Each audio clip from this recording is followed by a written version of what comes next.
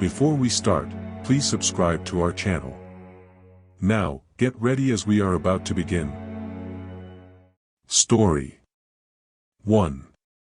I've always loved traveling and staying in unique places, so when I found a beautiful old mansion listed on Airbnb, I couldn't resist booking it. It had been built in the late 1800s by a wealthy family who had made their fortune in textiles. I was excited to explore the grand halls and admire the antique furniture, but as soon as I arrived, I had a feeling that something was off.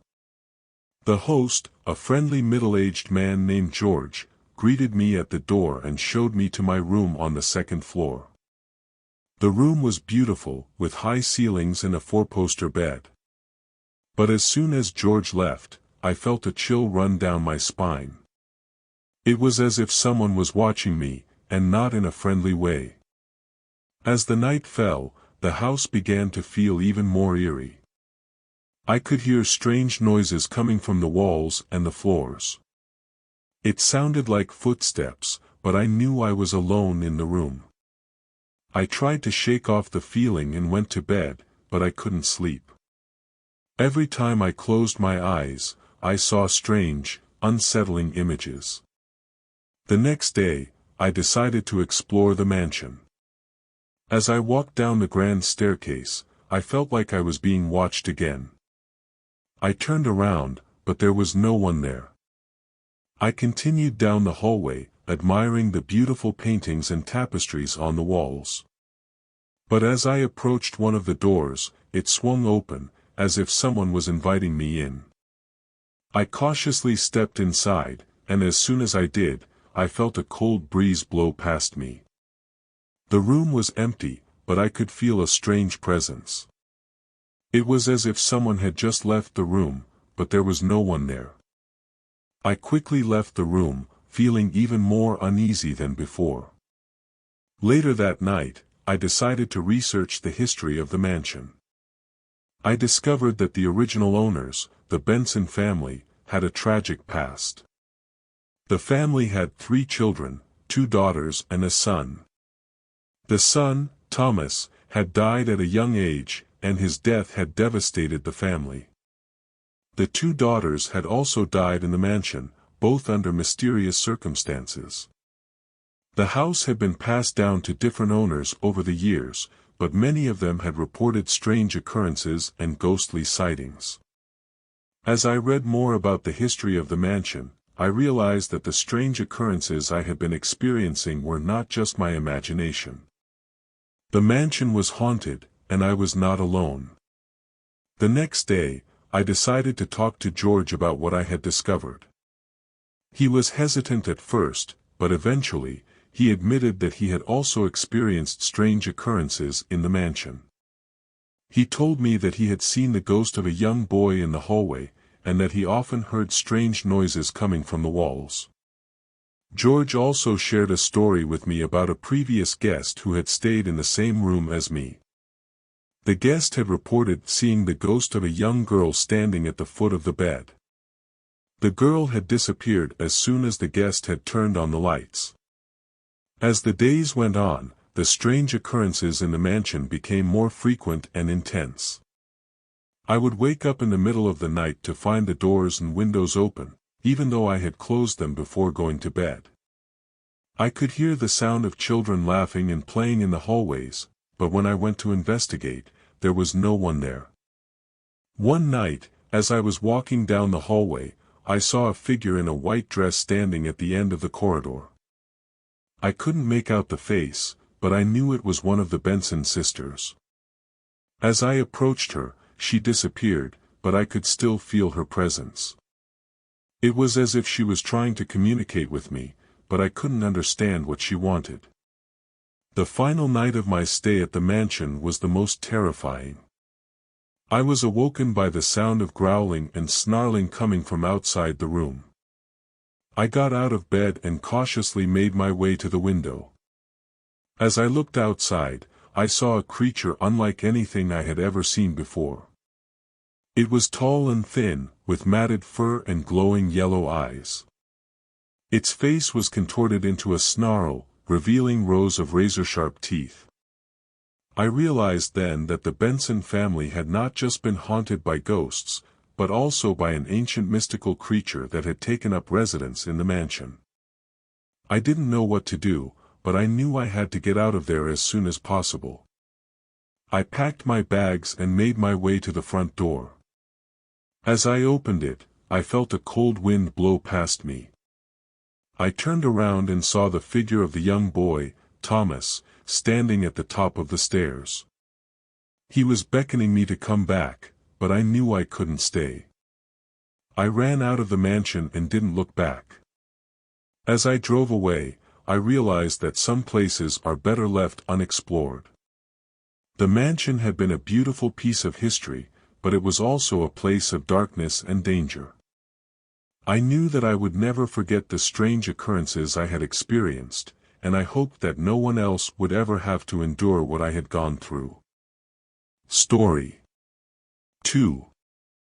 I had been dreaming of visiting Scotland for as long as I could remember. So when I finally found the perfect Airbnb for my trip, a quaint cottage in the remote countryside, I knew it was fate. The owner, a kind old man named Angus, welcomed me with open arms when I arrived. He showed me around the cottage and even shared some local ghost stories with me. I didn't take them too seriously. After all, I had always been a skeptic when it came to the supernatural.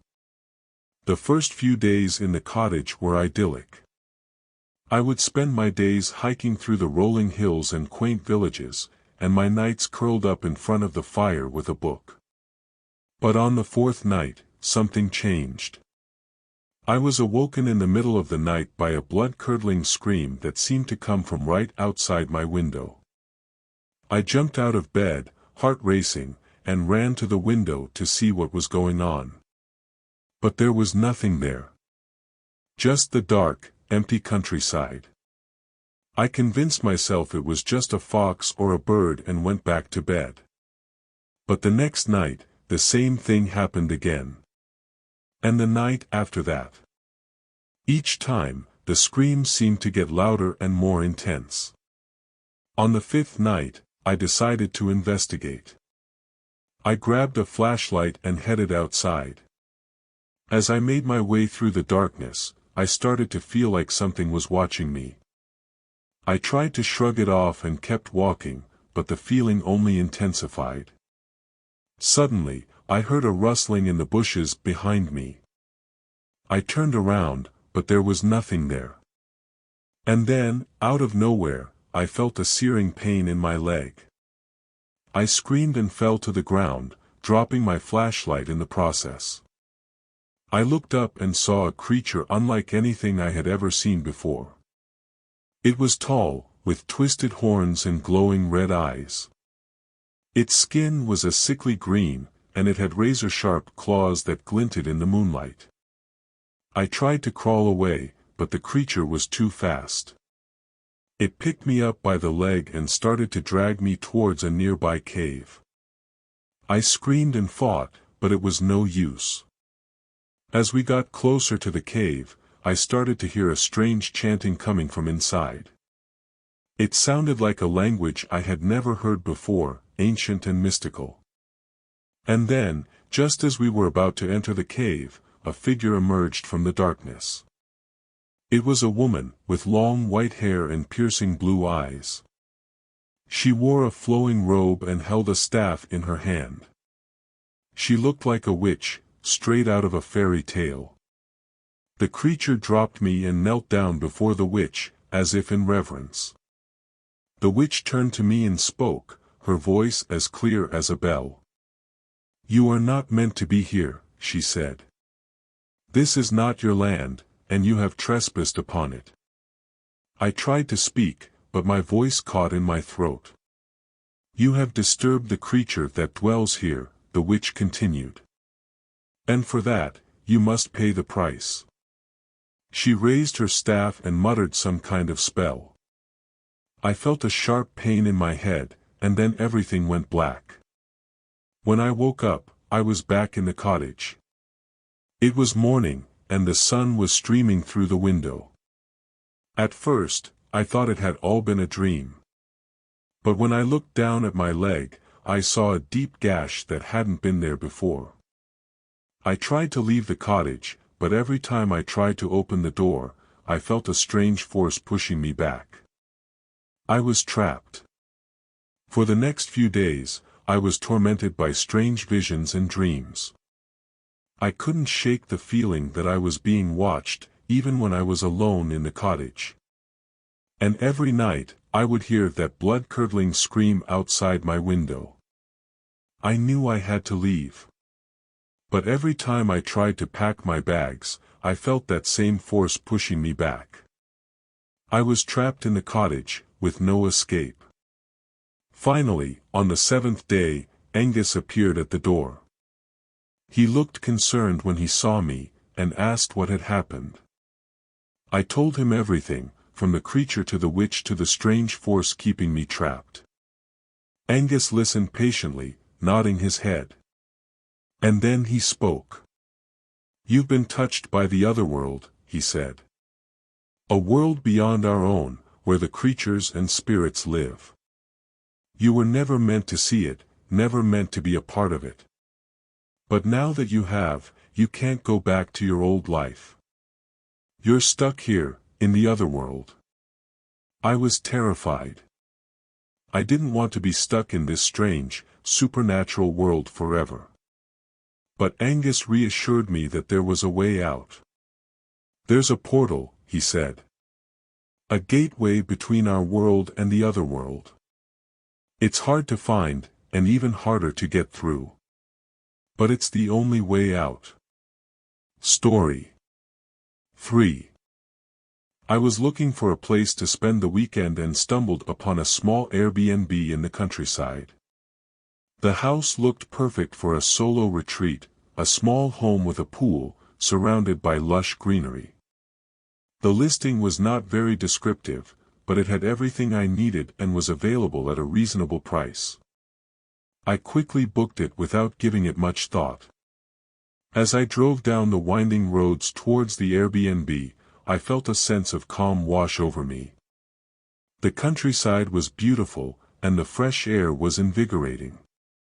I arrived at the property in the early afternoon and was pleased to find that it looked just as charming as the photos had suggested.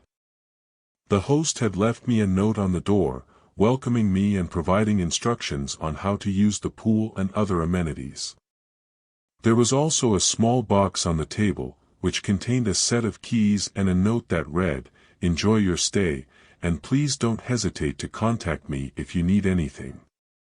I settled in quickly, unpacking my bags and taking a dip in the pool. The water was cool and refreshing, and the sun was shining bright overhead. I decided to make the most of the beautiful weather and spent the afternoon lounging by the pool, reading a book and enjoying the peace and quiet. As the sun began to set, I started to feel a little uneasy. I couldn't shake the feeling that I was being watched. I looked around, but there was no one in sight.